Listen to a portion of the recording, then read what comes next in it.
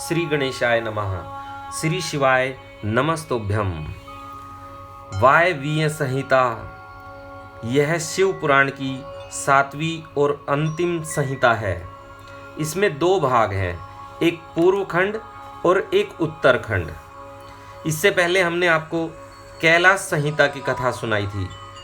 उसमें जो भी शिव भक्त है वह अपने गुरुजनों से मंत्र वगैरह जो धारण करते हैं उनके बारे में बताया था। शिव पद को कैसे प्राप्त करते हैं ये हमने उसमें बताया था। अब हम आपको वायवीय संहिता की कथा सुनाएंगे। उसमें उसके पूर्व खंड की कथा आपको बताएंगे। आप सभी भक्तों से निवेदन है कि आप चैनल को लाइक, सब्सक्राइब और कमेंट्स में हर हर महादेव अवश्य लिखें।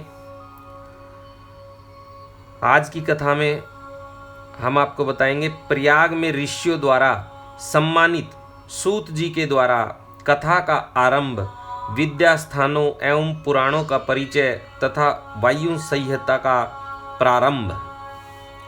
जितनी भी संहिता है उसमें हरेक में भगवान शंकर के बारे में बताया गया है कि भगवान शिव की कैसे पूजा अर्चना करनी चाहिए, कैसे अपने नित्य कर्म को पूरा करना चाहिए। तो आप ये मत सोचिएगा कि हर बार वही एक बात आ रही है कि बार बार भगवान शिव की ही बता रहे हैं। हर संहिता का अपना महत्व है और हर संहिता के सुनने मात्र से प्राणी को उतना ही ज़्यादा शिव भक्ति और उतना ही फल मिलता है जितना आप इसको श्रवण करते हो। अब हम कथा को आगे बढ़ाते हुए, कथा इस प्रकार है। व्यास उवाच।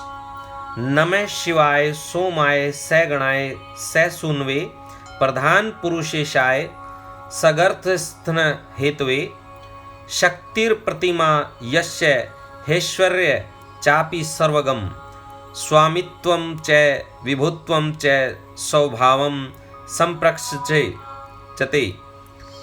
तमंजम विश्वकर्मणं शाश्वतं शिवमयं महादेवं महात्मनं वज्रामि शरणं शिवम। इसका हिंदी में अर्थ इस प्रकार है। व्यास जी कहते हैं, जो जगत की सृष्टि, पालन और संहार के हेतु तथा प्रकृति और पुरुष के ईश्वर हैं, उन प्रथम गण पुत्र दिव्य तथा उमा सहित भगवान शिव को नमस्कार है, जिनकी शक्ति की तुलना कहीं नहीं है, जिनका ऐश्वर्य सर्वत्र व्यापक है तथा स्वामित्व और विभुत्व जिनका स्वभाव कहा गया है, उन विश्वत्रष्टा सनातन अजन्मा अविनाशी महान देव मंगलमय परमात्मा शिव की मैं शरण लेता हूँ। जो धर्म का क्षेत्र और महान तीर्थ है, जहाँ गंगा और यमुना का संगम हुआ है, तथा जो ब्रह्मलोक का मार्ग है, उस प्रयाग में शुद्ध हृदय वाले सत्यव्रत प्रायण महातेजस्वी एवं महाभाग मुनियों ने एक महान यज्ञ का आयोजन किया। वहाँ कलेश रहित कर्म करने वाले उन महात्माओं के यज्ञ का समाचार सुनकर निपुण कथावाचक, त्रिलोकवेत्ता, उत्तम नीति के ज्ञाता तथा क्रांतदर्शी विद्वान पौराणिक किशोर कशिरोमणि सूत जी उस स्थान पर आए। सूत जी को आते देख मुनियों का मन प्रसन्नता से खिल उठा। उन्होंने उनसे सांत्वनापूर्ण मधुर बातें कहकर उनकी यथायोग्य पूजा की। मुनियों द्वारा की हुई उस पूजा को ग्रहण करके सूत जी ने उनकी प्रेरणा से अपने लिए बताए गए उपयुक्त आसन को स्वीकार किया। उस समय महर्षियों ने अनुकूल वचनों द्वारा उनका सत्कार करते हुए उन्हें अत्यंत अभिमुख करके यह बात कही।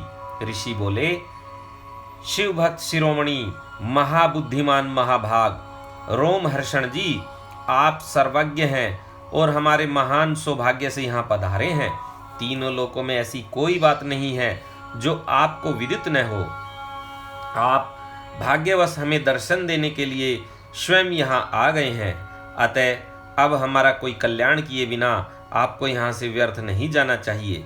इसलिए आप हमें शीघ्र वह पवित्र पुराण सुनाएं जो अत्यंत श्रवणीय उत्तम कथा और ज्ञान से युक्त तथा वेदांत से के सार सर्वस्व से संपन्न हो। वेदवादी मुनियों ने जब इस प्रकार प्रार्थना की तब सूत जी ने मधुर न्याय युक्त एवं शुभ वचनों में उन्हें इस प्रकार उत्तर दिया। सूत जी ने कहा, महर्षियों, आपने मेरा सत्कार किया और मुझ पर कृपा की है। ऐसी दशा में आपसे प्रेरित होकर मैं आपके समक्ष महर्षियों द्वारा सम्मानित पुराण का भली भांति प्रवचन क्यों नहीं करूंगा। अब मैं महादेव जी, देवी पार्वती, कुमार स्कंद, गणेश जी, नंदी तथा सत्यवती कुमार साक्षात भगवान व्यास को प्रणाम करके उस परम पवित्र वेद तुल्य पुराण की कथा कहूंगा, जो शिव तत्व के ज्ञान का सागर है और भोग एवं मोक्ष रूपी फल देने वाला साक्षात साधन है। विद्या के संपूर्ण स्थानों का, पुराणों की संख्या का और उनकी उत्पत्ति का विवरण दे रहा हूं। आप लोग मुझसे इस विषय को ध्यानपूर्वक सुने। 6 वेदांग, 4 वेद मीमांसा, विस्तृत न्याय शास्त्र, पुराण और धर्मशास्त्र, ये 14 विद्याएं हैं। इनके साथ आयुर्वेद, धनुर्वेद, गंधर्व वेद और उत्तम अर्थशास्त्र को भी गिन लिया जाए तो ये विद्याएं 18 हो जाती हैं। इन 18 विद्याओं के मार्ग एक दूसरे से भिन्न हैं। इन सब के निर्माता त्रिकालदर्शी विद्वान साक्षात भगवान शूलपाणी शिव है, ऐसा श्रुति का कथन है। संपूर्ण जगत के स्वामी उन भगवान शिव को जब समस्त संसार की सृष्टि करने की इच्छा हुई तब उन्होंने सबसे पहले अपने सनातन पुत्र साक्षात ब्रह्मा जी को उत्पन्न किया और अपने उन प्रथम पुत्र विश्व योनि ब्रह्मा को परमेश्वर शिव के जगत की सृष्टि का ज्ञान प्राप्त करने के लिए पहले ये सब विद्याएं दी। उसके बाद उन्होंने पालन करने के लिए भगवान श्री हरि को नियुक्त किया और उन्हें जगत की रक्षा के लिए शक्ति प्रदान की। वे भगवान विष्णु ब्रह्मा जी के भी पालक हैं। ब्रह्मा जी विद्या प्राप्त करके जब प्रजा की सृष्टि के विस्तारक कार्य में लगे तब उन्होंने संपूर्ण शास्त्रों में पहले पुराण को ही स्मरण किया और उन्हीं को वे प्रकाश में लाए। पुराणों के प्रकट होने के अनंतर उनके 4 मुखों से चारों वेदों का प्रादुर्भाव हुआ। फिर उन्हीं के मुख से संपूर्ण शास्त्रों की प्रवृत्ति हुई। द्वापर में भगवान श्री हरि सत्यवती के गर्भ से उसी तरह प्रकट हुए जैसे अरणी से आग प्रकट होती है। उस समय उनका नाम श्री कृष्ण देवाप्यन हुआ। मुनिवर श्री कृष्ण देवाप्यन ने वेदों को संक्षिप्त करके उन्हें 4 भागों में विभक्त किया। इस प्रकार 4 भागों में वेदों का व्यास विस्तार करने से वे लोक में वेद व्यास के नाम से विख्यात हुए। इसी तरह उन्होंने पुराणों को संक्षिप्त करके 4 लाख श्लोकों में सीमित किया। आज भी देवलोक में पुराणों का विस्तार 100 कोटि श्लोकों में है। जो द्विज 6 अंगों और उपनिषदों सहित 4 वेदों को तो जानता है किंतु पुराण को नहीं जानता, वह श्रेष्ठ विद्वान नहीं हो सकता। इतिहास और पुराणों से वेद की व्याख्या करें। जिसका ज्ञान बहुत कम है अर्थात जो पौराणिक ज्ञान से शून्य है, ऐसे पुरुष से वेद यह सोचकर डरता है कि यह मुझ पर प्रहार कर बैठेगा। सर्ग, प्रतिसर्ग, वंश, मनवंतर और वंशानुचरित ये पुराण के 5 लक्षण है। छोटे और बड़े के भेद से 18 पुराण बताए गए हैं।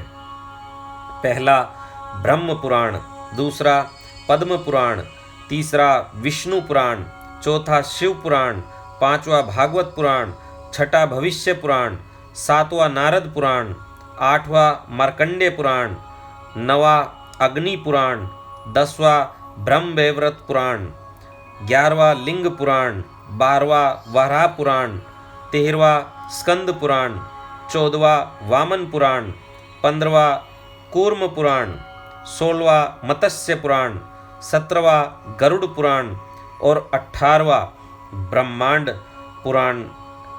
यह पुराणों का पवित्र क्रम है। इसमें शिव पुराण चौथा है जो भगवान शिव से संबंध रखता है और सब मनोरथ का साधक है। इस ग्रंथ की श्लोक संख्या 1 लाख है और यह 12 संहिताओं में विभक्त है। इसका निर्माण साक्षात भगवान शिव ने ही किया है तथा इसमें धर्म प्रतिष्ठित है। वेद व्यास ने इस 1,00,000 श्लोक वाले शिव पुराण को संक्षिप्त करके 24,000 श्लोकों का कर दिया है। इसमें 7 संहिताएं हैं। पहली विद्धेश्वर संहिता, दूसरी रुद्र संहिता, तीसरी शतरुद्र संहिता, चौथी कोटि रुद्र संहिता, पांचवी उमा संहिता, छठी कैलाश संहिता और 7वीं वायवीय संहिता है। इस प्रकार इसमें 7 ही संहिताएं हैं। विद्धेश्वर संहिता में 2000, रुद्र संहिता में 10,500, शतरुद्र संहिता में 2,180, कोटि रुद्र संहिता में 2,240, उमा संहिता में 1,840, कैलाश संहिता में 1,240 और वायवीय संहिता में 4,000 श्लोक हैं। इस परम पवित्र शिव पुराण को आप लोगों ने सुन लिया। केवल 4,000 श्लोकों की वायवीय संहिता रह गई है, जो 2 भागों से युक्त है। उसका वर्णन मैं करूंगा। जो वेदों का विद्वान न हो उससे इस उत्तम शास्त्र का वर्णन नहीं करना चाहिए। जो पुराणों को न जानता हो और जिसकी पुराण पर श्रद्धा न हो उससे भी इसकी कथा नहीं कहनी चाहिए। जो भगवान शिव का भक्त हो, शिवोक्त धर्म का पालन करता हो और दोष दृष्टि से रहित हो, उसे जांचे बूझे हुए धर्मात्मा शिष्य को ही इसका उपदेश देना चाहिए। जिनकी कृपा से मुझको पुराण संहिता का ज्ञान है, उन अमित तेजस्वी भगवान व्यास को नमस्कार है। यहाँ पर पहला अध्याय समाप्त हुआ। अगला अध्याय है ऋषियों का ब्रह्मा जी के पास जा उनकी स्तुति करके उनसे परम पुरुष के विषय में प्रश्न करना और ब्रह्मा जी का आनंद मग्न हो रुद्र कहकर उत्तर देना। सूत जी कहते हैं, महर्षियों, पहले अनेक कल्पों के बारंबार बीतने पर सुदीर्घ काल के पश्चात जब यह वर्तमान कल्प उपस्थित हुआ और सृष्टि का कार्य आरंभ हुआ, जब जीविका साधक कर्म, कृषि, गोरक्षा और वाणिज्य की प्रतिष्ठा हुई, तब प्रजा वर्ग के लोग सजग एवं सचेत हो गए। तब 6 कुलों में उत्पन्न हुए महर्षियों में परस्पर बहस छिड़ गई, यह परब्रह्म है या नहीं है। इस प्रकार उनमें महान विवाद होने लगा, किंतु परम तत्व का निरूपण अत्यंत कठिन होने के कारण उस समय वहाँ कुछ निश्चय न हो सका। तब वे सब लोग जगत त्रष्टा अविनाशी ब्रह्मा जी का दर्शन करने के लिए उस स्थान पर गए जहाँ देवताओं और असुरों के मुख से अपनी स्तुति सुनते हुए भगवान ब्रह्मा विराजमान थे। देवताओं और दानवों से भरे हुए सुंदर रमणीय मेरु शिखर पर जहाँ सिद्ध और चारण परस्पर बातचीत करते हैं, यक्ष और गंधर्व सदा रहते हैं, विहंगों के समुदाय कलरव करते हैं, मणि और मूंगे जिसकी शोभा बढ़ाते हैं, तथा निकुंज कंदराएं, छोटी गुफाएं और अनेकानेक निर्झर जिसे सुशोभित करते हैं। एक ब्रह्मवन नाम से प्रसिद्ध वन है, उसमें नाना प्रकार के वन्य पशु भरे हुए हैं। उसकी लंबाई 100 योजन और चौड़ाई 10 योजन की है। उसके भीतर एक रमणीय सरोवर है जो सुस्वादु निर्मल जल से भरा रहता है। वहाँ के रमणीय पुष्पित वृक्षों पर मतवाले भौरे छाए रहते हैं। उस वन में एक मनोहर एवं विशाल नगर है जो प्रातःकाल के सूर्य की भांति प्रकाशित होता रहता है। वहाँ दुर्दश शक्ति से युक्त भलाभिमानी दैत्य, दानव तथा राक्षसों का निवास है। वह नगर तपाए हुए स्वर्ण का बना जान पड़ता है। उसकी 4 दीवारियां और सदर फाटक बहुत ऊंचे हैं। छोटे बुर्जों, ढालू छतों, आवास स्थानों तथा सैकड़ों गलियों से उस नगर की बड़ी शोभा है। वह विचित्र बहुमूल्य मणियों से आकाश को चूमता सा प्रतीत होता है तथा कई करोड़ विशाल भवनों से अलंकृत है। उस नगर में प्रजापति ब्रह्मा अपने सभासदों के साथ निवास करते हैं। वहां जाकर उन मुनियों ने साक्षात लोक पितामह ब्रह्मा जी को देखा। देवर्षियों के समुदाय उनकी सेवा में बैठे थे। उनकी अंग कांति शुद्ध स्वर्ण के समान थी। वे सब आभूषणों से विभूषित थे। उनका मुख प्रसन्न था, उससे सौम्य भाव प्रकट होता था। उनके नेत्र कमल दल के समान विशाल थे। दिव्य कांति से संपन्न, दिव्य गंध एवं अनुलेपन से चर्चित, दिव्य श्वेत वस्त्रों से सुशोभित तथा दिव्य मालाओं से विभूषित ब्रह्मा जी के चरणारविंदों की वंदना सुरेंद्र, ऐसुरेंद्र तथा योगेंद्र भी करते थे। जैसे प्रभा दिवाकर की सेवा करती है, उसी प्रकार समस्त शुभ लक्षणों से युक्त साक्षात सरस्वती देवी हाथ में चंवर ले उनकी सेवा कर रही थी। इससे उनकी बड़ी शोभा हो रही थी। ब्रह्मा जी का दर्शन करके उन सभी महर्षियों के मुख और नेत्र खिल उठे। उन्होंने मस्तक पर अंजलि बांधकर उन सुरश्रेष्ठ की स्तुति की। ऋषि बोले, संसार की सृष्टि, पालन और संहार के हेतु 3 रूप धारण करने वाले आप पुराण पुरुष परमात्मा ब्रह्म को नमस्कार है। प्रकृति जिनका शरीर है, जो प्रकृति में शोभ उत्पन्न करने वाले हैं तथा प्रकृति रूप में 23 विकारों से युक्त होने पर भी जो वास्तव में निर्विकार है, उन ब्रह्मदेव को नमस्कार है। ब्रह्मांड जिनकी देह है, तो भी जो ब्रह्मांड के उदर में निवास करते हैं तथा वहाँ रहकर जिनके कार्य और करण सम्यक रूप से सिद्ध होते हैं, उन ब्रह्मा जी को नमस्कार है। जो स्वर्ग, सर्वलोक स्वरूप तथा समस्त लोकों के सृष्टा हैं, जो संपूर्ण जीवों का शरीर से संयोग और वियोग कराने में हेतु है, उन ब्रह्मा जी को नमस्कार है। नाथ पितामह, आपसे ही संपूर्ण जगत की सृष्टि, पालन और संहार होते हैं, तथापि माया से आवृत होने के कारण हम आपको नहीं जानते। सूत जी कहते हैं, उन महाभाग महर्षियों के इस प्रकार स्तुति करने पर ब्रह्मा जी उन मुनियों को आह्लाद प्रदान करते हुए गंभीर वाणी में इस प्रकार बोले। ब्रह्मा जी ने कहा, महान सत्वगुण से संपन्न महाभाग महातेजस्वी महर्षियों, तुम सब लोग एक साथ यहाँ किस लिए आए हो? ब्रह्मा जी इस प्रकार पूछने पर ब्रह्मवेत्ताओं में श्रेष्ठ उन सभी मुनियों ने हाथ जोड़ विनय भरी वाणी में कहा। मुनि बोले, भगवान, हम लोग अज्ञान के महान अंधकार से आवृत हो खिन्न हो रहे हैं। परस्पर विवाद करते हुए हमें परम तत्व का साक्षात्कार नहीं हो पा रहा है। आप संपूर्ण जगत के धारण पोषण करने वाले तथा समस्त कारणों के भी कारण हैं। नाथ, यहाँ कोई ऐसी वस्तु नहीं है जो आपको विदित न हो। कौन ऐसा पुरुष है जो संपूर्ण जीवों से पुरातन, अंतर्यामी, उत्कृष्ट, विशुद्ध, परिपूर्ण एवं सनातन परमेश्वर है? कौन अपने अद्भुत क्रियाकलाप द्वारा सबसे प्रथम संसार की सृष्टि करता है? महाप्राज्ञ, हमारे इस संदेह का निवारण करने के लिए आप हमें परमार्थ तत्व का उपदेश दें। मुनियों के इस प्रकार पूछने पर ब्रह्मा जी के नेत्र आश्चर्य से खिल उठे। वे देवताओं, दानवों और मुनियों के निकट खड़े हो गए और चीरकाल तक ध्यानमग्न हो रुद्र ऐसा कहते हुए आनंद विभोर हो गए। उनका सारा शरीर पुलकित हो उठा और वे हाथ जोड़कर बोले। यह अध्याय यहाँ पर समाप्त हुआ। अगला अध्याय ब्रह्मा जी के द्वारा परम तत्व के रूप में भगवान शिव की ही महत्ता का प्रतिपादन, उनकी कृपा को ही सब साधनों का फल बताना तथा उनकी आज्ञा से सब मुनियों का निमिषारण्य में आना।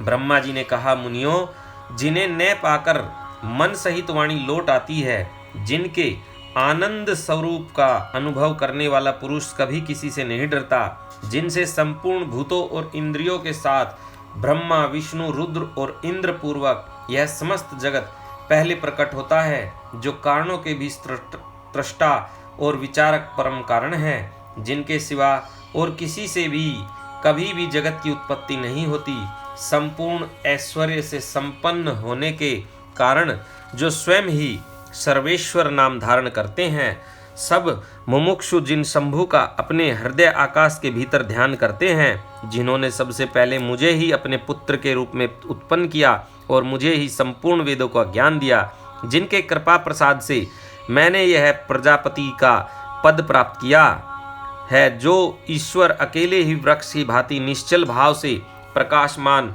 आकाश में विराजमान है, जिन परम पुरुष परमात्मा से यह संपूर्ण जगत परिपूर्ण है, जो अकेले ही बहुत से निष्क्रिय जीवों के शासक एवं उन्हें सक्रियता प्रदान करने वाले हैं, जो महेश्वर एक बीज को अनेक रूपों में परिणत कर देते हैं, जो सबका शासन करने वाले ईश्वर इन जीवों सहित इन समस्त लोकों को वश में रखते हैं। सब रूपों में जो एकमात्र भगवान रुद्र ही हैं, दूसरा कोई नहीं है, जो सदा ही मनुष्यों के हृदय में भली भांति प्रविष्ट होकर स्थित है, जो स्वयं संपूर्ण विश्व को देखते हुए भी दूसरों से कदापि लक्षित नहीं होते और सदा समस्त जगत के अधिष्ठाता हैं, जो अनंत शक्तिशाली एकमात्र भगवान रुद्र काल से मुक्त समस्त कारणों पर भी शासन करते हैं, जिनके लिए न दिन है न रात्रि है, जिनके समान भी कोई नहीं है, फिर अधिक तो हो ही कैसे सकता है, जिनकी ज्ञान बल और क्रिया रूपा पराशक्ति स्वाभाविक एवं नित्य है, जो इस शर विनाशशील अव्यक्त प्रकृति पर तथा अमृत स्वरूप अक्षर अविनाशी जीवात्मा पर शासन करते हैं। उनका निरंतर ध्यान करने से, मन को उनमें लगाए रहने से तथा उन्हीं के तत्व की भावना करते हुए उनमें तन्मय रहने से जीव अंत में उन्हीं को प्राप्त हो जाता है। फिर तो सारी माया अपने आप दूर हो जाती है। उनके पास न तो बिजली प्रकाश करती है और न सूर्य तथा चंद्रमा ही अपनी प्रभा फैलाते हैं, अपितु उन्हीं के प्रकाश से यह संपूर्ण जगत प्रकाशित होता है। ऐसा सनातन श्रुति का कथन है। एकमात्र महादेव महेश्वर को ही अपना आराध्य देव जानना चाहिए। उनसे श्रेष्ठ दूसरा कोई पद उपलब्ध नहीं होता। ये स्वयं ही सबके आदि हैं, किंतु इनका न आदि है न अंत। ये स्वभाव से ही निर्मल, स्वतंत्र, परिपूर्ण, स्वेच्छाधीन तथा चराचर रूप है। इनका शरीर अप्राकृतिक दिव्य है। ये श्रीमान महेश्वर लक्ष्य और लक्षण से रहित है। ये नित्य मुक्त होकर सबको बंधन से मुक्त कराने वाले हैं। काल की सीमा से परे रहकर काल को प्रेरित करने वाले हैं। ये सबके ऊपर निवास करते हैं, स्वयं ही सबके आवास स्थान हैं, सर्वज्ञ हैं तथा 6 प्रकार के अध्वा मार्ग से युक्त इस संपूर्ण जगत के पालक हैं। उत्तरोत्तर उत्कृष्ट भूतों से वे परम उत्कृष्ट हैं। उनसे बढ़कर दूसरा कोई नहीं है। अनंत आनंद राशि रूपी मकरंद का पान करने वाले मधुव्रत भ्रमर हैं। अखंड ब्रह्मांडों को मसलकर मृतिपिंड के समान कर देने की कला में पंडित हैं। उदारता, वीरता, गंभीरता और मधुरता के महासागर हैं। इनके समान भी कोई वस्तु नहीं है, फिर इनसे बढ़कर तो हो ही कैसे सकती है। ये उपमा रहित हैं, समस्त प्राणियों के राजाधिराज के रूप में विराजमान हैं। ये ही सृष्टि के प्रारंभ में अपने अद्भुत क्रियाकलाप द्वारा इस संपूर्ण जगत की सृष्टि करते हैं और अंत काल में यह फिर इन्हीं में लीन हो जाएगा। सब प्राणी इन्हीं के वश में हैं। ये ही सबको विभिन्न कार्यों में नियुक्त करने वाले हैं। पराशक्ति से ही इनका दर्शन होता है, अन्य किसी प्रकार से नहीं।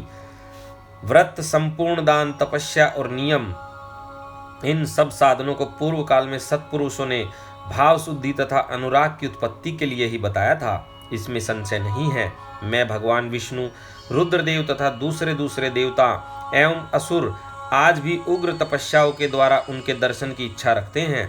धर्म भ्रष्ट, मूढ़, दुष्ट और घृणित आचार विचार वाले लोगों को उनका दर्शन होना असंभव है। भक्तजन भीतर और बाहर भी उन्हीं का पूजन एवं ध्यान करते हैं। यह रूप 3 प्रकार का है, स्थूल, सूक्ष्म और इन दोनों से परे। हम सब देवता आदि जिस रूप को प्रत्यक्ष देखते हैं वह स्थूल है। सूक्ष्म रूप का के दर्शन केवल योगियों को होता है और उससे भी परे जो नित्य ज्ञान स्वरूप, आनंदमय तथा अविनाशी भगवत स्वरूप है, वह उसमें निष्ठा रखने वाले भजन परायण भक्तों की ही दृष्टि में आता है। भगवत व्रत का आश्रय लेने वाले भक्त ही उसको देख पाते हैं। इस विषय में अधिक कहने से क्या लाभ। गोह से भी गोहतर एवं उत्कृष्ट साधन है भगवान शिव के प्रति भक्ति। जो उस भक्ति से युक्त है वह संसार बंधन से मुक्त हो जाता है, इसमें संदेह नहीं है। वह भक्ति भगवान शिव की कृपा से ही उपलब्ध होती है और उनकी कृपा भी भक्ति से ही संभव होती है। इस प्रकार ये दोनों एक दूसरे के आश्रित हैं। ठीक वैसे ही जैसे अंकुर से बीज और बीज से अंकुर होता है, जीव को भगवत कृपा से ही सर्वत्र सिद्धियां मिलती हैं। संपूर्ण साधनों से अंत में भगवान की कृपा ही साध्य है। अंतःकरण की शुद्धि या प्रसाद का साधन है। धर्म और उस धर्म के स्वरूप का प्रतिपादन वेद ने किया है। वेदों के अभ्यास से पहले के पुण्य और पापों में समता आती है। उस समता से प्रसाद, प्रसन्नता या अंतः शुद्धि का संपर्क प्राप्त होता है और उससे धर्म की वृद्धि होती है। धर्म की वृद्धि से पशु जीव के पापों का क्षय होता है। इस तरह जिसके पाप क्षीण हो गए हैं, उस जीव को अनेक जन्मों के अभ्यास से, कर्म से उमा महेश्वर के तत्वों का ज्ञान प्राप्त होकर उसके हृदय में उनके प्रति भक्ति का उदय होता है। उस भक्ति भाव के अनुरूप ही महेश्वर के कृपा प्रसाद का उद्रेक होता है। उस प्रसाद से कर्मों का त्याग होता है। कर्मों के त्याग का अभिप्राय उनके फलों के त्याग से है, कर्मों के स्वरूप त्याग से नहीं। अतः यह सिद्ध हुआ कि कर्म फलों के त्याग से शिव धर्म में मंगलमयी प्रवृत्ति होती है। इसलिए शिव का कृपा प्रसाद प्राप्त करने के लिए उद्देश्य से तुम लोग अपने स्त्री पुत्रों और अग्नियों के साथ वाणी और मन के दोषों से रहित होकर एकमात्र भगवान शिव का ही ध्यान करते रहो। उन्हीं में निष्ठा लगाकर उनके भजन में तत्पर हो जाओ। उन्हीं में मन लगाकर उनके आश्रित होकर रहो। सब कार्य करते हुए मन से उन्हीं का चिंतन किया करो। 1,000 दिव्य वर्षों के लिए दीर्घकालिक यज्ञ का आरंभ करके उसे पूर्ण करो। यज्ञ के अंत में मंत्र द्वारा आह्वान करने पर साक्षात वायु देवता वहां पधारेंगे। फिर वे ही तुम सब लोगों के कल्याण का साधन एवं उपाय बताएंगे। तत्पश्चात तुम सब लोग परम सुंदर पुण्यमयी वाराणसीपुरी को जाना, जहाँ पिनाक पाणी श्रीमान भगवान विश्वनाथ भक्तजनों पर अनुग्रह करने के लिए देवी पार्वती के साथ सदा विहार करते हैं। द्विजोत्तमो, वहाँ तुम्हें बड़ा भारी आश्चर्य दिखाई देगा। यह उस आश्चर्य को देखकर तुम फिर मेरे पास आना, तब मैं तुम्हें मोक्ष का उपाय बताऊंगा। उस उपाय से एक ही जन्म में मुक्ति तुम्हारे हाथ में आ जाएगी, जो अनेक जन्मों के संसार बंधन से छुटकारा दिलाने वाली होगी। यह मैंने मनोमय चक्र का निर्माण किया है। इस चक्र को मैं यहाँ से छोड़ता हूँ। जहाँ जाकर इसकी नेमी विशीर्ण हो जाए, टूट फूट जाए, वहीं तपस्या के लिए शुभ देश है। ऐसा कहकर पितामह ब्रह्मा ने उस सूर्य तुल्य तेजस्वी मनोमय चक्र की ओर देखा और महादेव जी को प्रणाम करके उसे छोड़ दिया। वे सब ब्राह्मण उन लोकनाथ ब्रह्मा जी को प्रणाम करके उस स्थान के लिए चल दिए जहाँ उस चक्र की नेमी जीर्ण शीर्ण होने वाली थी। ब्रह्मा जी का फेंका हुआ वह सुंदर चक्र मनोहर शिलाखंडों से युक्त और निर्मल एवं स्वादिष्ट जल से पूर्ण किसी वन में गिरा। उस चक्र की नेमी के क्षीण होने से वह मनुपूजित वन नेमिष नाम से विख्यात हुआ। अनेक यक्ष, गंधर्व और विद्याधर वहां आकर रहने लगे। पूर्व काल में जगत की सृष्टि की इच्छा रखने वाले विश्वत्रष्टा एवं गार्हपत्य अग्नि के उपासक ब्रह्मज्ञ प्रजापतियों ने वही दिव्य यज्ञ का आरंभ किया था। वही शब्द शास्त्र, अर्थशास्त्र तथा न्याय शास्त्र के ज्ञाता विद्वान महर्षियों ने शक्ति ज्ञान और क्रिया योग के द्वारा शास्त्रीय विधि का अनुष्ठान किया था। उसी स्थान पर वेदवेत्ता विद्वान सदावाद और जल्प के बल से युक्त वचनों द्वारा अतिवाद करने वाले वेद बहिष्कृत नास्तिकों को पराहत या पराजित करते थे। तभी से नैमिषारण्य ऋषियों की तपस्या के योग्य स्थान बन गया। सफ्टिक मणि में पर्वत की शिलाओं से झरते हुए अमृत के समान मधुर एवं स्वच्छ जल के कारण वह वन बड़ा रमणीय प्रतीत होता है। वहाँ प्राय अत्यंत रसीले फल देने वाले वृक्ष हैं और उस वन में हिंसक जीव जंतुओं का अभाव है। यह अध्याय समाप्त हुआ। अगला अध्याय नैमिषारण्य में दीर्घ सत्र के अंत में मुनियों के पास वायु देवता का आगमन, उनका सत्कार तथा ऋषियों के पूछने पर वायु के द्वारा पशु पाश एवं पशुपति का तात्विक विवेचन। सूत जी कहते हैं, मुनीश्वरों, उस समय उत्तम व्रत का पालन करने वाले उन महाभाग महर्षियों ने उस देश में महादेव जी की आराधना करते हुए एक महान यज्ञ का आयोजन किया। वह यज्ञ जब आरंभ हुआ तब महर्षियों को सर्वथा आश्चर्यजनक जान पड़ा। तदंतर समय बीतने पर जब प्रचुर दक्षिणाओं से युक्त वह यज्ञ समाप्त हुआ, तब ब्रह्मा जी की आज्ञा से वायुदेव स्वयं वहां पधारे। उनको आया देख दीर्घकालिक यज्ञ का अनुष्ठान करने वाले वे मुनि ब्रह्मा जी की बात को याद करके अनुपम हर्ष का अनुभव करने लगे। उन सब ने उठकर आकाश जन्मा वायु देवता को प्रणाम किया और उन्हें बैठने के लिए एक सोने का बना हुआ आसन दिया। वायु देवता उस आसन पर बैठे। मुनियों ने उनकी विधिवत पूजा की। तदंतर उन सब का अभिनंदन करके वे कुशल मंगल पूछने लगे। वायु देवता बोले, ब्राह्मणों, इस महान यज्ञ का अनुष्ठान पूर्ण होने तक तुम सब लोग सकुशल रहे न? यज्ञहंता देवद्रोही दैत्यों ने तुम्हें बांधा तो नहीं पहुंचाई? तुम्हें कोई प्रायश्चित तो नहीं करना पड़ा? तुम्हारे यज्ञ में कोई दोष तो नहीं आया? क्या तुम लोगों ने स्तोत्र और शास्त्र ग्रहों द्वारा देवताओं का तथा पितृ कर्मों द्वारा पितरों का भलीभांति पूजन करके यज्ञ विधि का अनुष्ठान भलीभांति संपन्न किया? इस महायज्ञ की समाप्ति हो जाने पर अब आप लोग क्या करना चाहते हैं? मुनियों ने कहा, प्रभो, हमारे कल्याण की वृद्धि के लिए जब आप स्वयं यहाँ आ गए तब हमारा सब प्रकार से कुशल मंगल ही है तथा हमारी तपस्या भी उत्तम होगी। अब पहले का वृतांत सुनिए। हमारा हृदय अज्ञान अंधकार से आक्रांत हो गया था। तब हमने विज्ञान की प्राप्ति के लिए पूर्व काल में प्रजापति की उपासना की थी। शरणागत वत्सल प्रजापति ने हम शरणागतों पर कृपा करके इस प्रकार कहा, ब्राह्मणों, रुद्रदेव सबसे श्रेष्ठ हैं। वे ही परम कारण हैं। उन्हें तर्क से नहीं जाना जा सकता। भक्तिमान पुरुष ही उनके स्वरूप को ठीक ठीक देखता और समझता है। भक्ति भी उनकी कृपा से ही मिलती है और उस कृपा से ही परमानंद की प्राप्ति होती है। अतः उनके कृपा प्रसाद को प्राप्त करने के लिए तुम लोग निमिषारण्य में यज्ञ का आयोजन करो। दीर्घ काल तक चलने वाले उस यज्ञ के द्वारा परम कारण रुद्रदेव की आराधना करो। यज्ञ के अंत में उन रुद्रदेव के कृपा प्रसाद से वायु देवता वहां पधारेंगे। उनके मुख से वहां तुम्हें ज्ञान लाभ होगा और उससे कल्याण की प्राप्ति होगी। महाभाग, ऐसा आदेश देकर परमेष्ठी ने हम सबको यहाँ भेजा। हम इस देश में आपके आगमन की प्रतीक्षा करते हुए 1 सहस्त्र दिव्य वर्षों तक दीर्घकालिक यज्ञ के अनुष्ठान में लगे रहे हैं। अतः इस समय आपके आगमन के सिवा हमारे लिए दूसरी कोई प्रार्थनीय वस्तु नहीं है। दीर्घकाल से यज्ञानुष्ठान में लगे हुए उन महर्षियों का यह पुरातन वृतांत सुनकर वायु देवता मन ही मन प्रसन्न हो मुनियों से घिरे हुए वहां बैठे रहे। फिर उन सब के पूछने पर उनके भक्ति भाव की वृद्धि के लिए उन्होंने भगवान शंकर के सृष्टि आदि ऐश्वर्य को संक्षेप से बताया।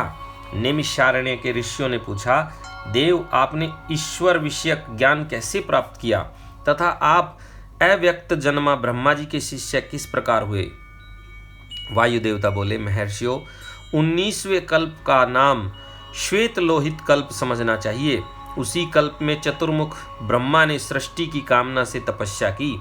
उनकी उस तीव्र तपस्या से संतुष्ट हो स्वयं उनके पिता देव महेश्वर ने उन्हें दर्शन दिया। वे दिव्य कुमारावस्था से युक्त रूप धारण करके रूपवानों में श्रेष्ठ श्वेत नामक मुनि होकर दिव्य वाणी बोलते हुए उनके सामने उपस्थित हुए। वेदों के अधिपति तथा सबके पालक पिता महेश्वर का दर्शन करके गायत्री सहित ब्रह्मा जी ने उन्हें प्रणाम किया और उन्हीं से उत्तम ज्ञान पाया। ज्ञान पाकर विश्वकर्मा चतुर्मुख ब्रह्मा संपूर्ण चराचर भूतों की सृष्टि करने लगे। साक्षात परमेश्वर शिव से सुनकर ब्रह्मा जी ने अमृत स्वरूप ज्ञान प्राप्त किया था, इसलिए मैंने तपस्या के बल से उन्हीं के मुख से उस ज्ञान को उपलब्ध किया। मुनियों ने पूछा, आपने वह कौन सा ज्ञान प्राप्त किया जो सत्य से भी परम सत्य एवं शुभ है तथा जिसमें उत्तम निष्ठा रखकर पुरुष परमानंद को प्राप्त करता है? वायु देवता बोले, महर्षियों, मैंने पूर्व काल में पशुपाश और पशुपति का जो ज्ञान प्राप्त किया था, सुख चाहने वाले पुरुष को उसी में ऊंची निष्ठा रखनी चाहिए। अज्ञान से उत्पन्न होने वाला दुख ज्ञान से ही दूर होता है। वस्तु के विवेक का नाम ज्ञान है। वस्तु के 3 भेद माने गए हैं, जड़, प्रकृति, चेतन, जीव और उन दोनों का नियंता परमेश्वर। इन्हीं तीनों को कर्म से पशु, पाश तथा पशुपति कहते हैं। तत्वज्ञ पुरुष प्राय इन्हीं 3 तत्वों को शर, अक्षर तथा उन दोनों से अतीत कहते हैं। अक्षर ही पशु कहा गया है। शर तत्व का ही नाम पाश है और तथा शर और अक्षर दोनों से परे जो परम तत्व है उसी को पति या पशुपति कहते हैं। प्रकृति को ही शर कहा गया है। पुरुष जीव को ही अक्षर कहते हैं और जो इन दोनों को प्रेरित करता है वह शर और अक्षर दोनों से भिन्न तत्व परमेश्वर कहा गया है। माया का ही नाम प्रकृति है। पुरुष उस माया से आवृत है। मल और कर्म के द्वारा प्रकृति का पुरुष के साथ संबंध होता है। शिव ही इन दोनों के प्रेरक ईश्वर है। माया महेश्वर की शक्ति है। चित्त स्वरूप जीव उस माया से आवृत है। चैतन्य जीव को आच्छादित करने वाला अज्ञान में पाशी मल कहलाता है।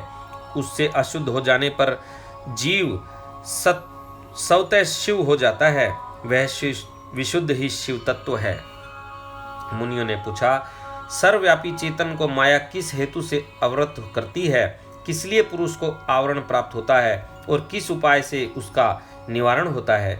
वायु देवता बोले, व्यापक तत्व को भी आंशिक आवरण प्राप्त होता है, क्योंकि कला आदि भी व्यापक है। भोग के लिए किया गया कर्म ही उस आवरण में कारण है। मल का नाश होने से वह आवरण दूर हो जाता है।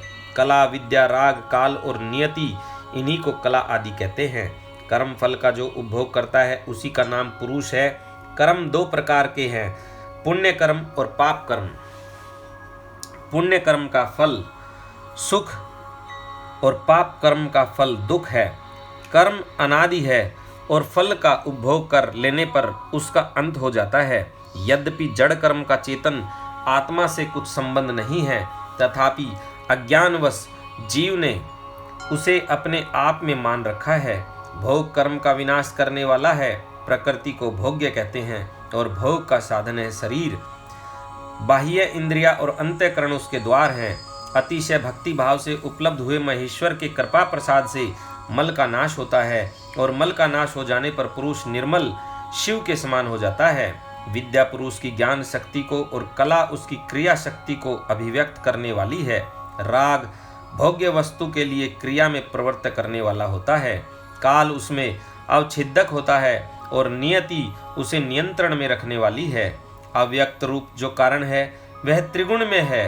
उसी से जड़ जगत की उत्पत्ति होती है और उसी में उसका लय होता है।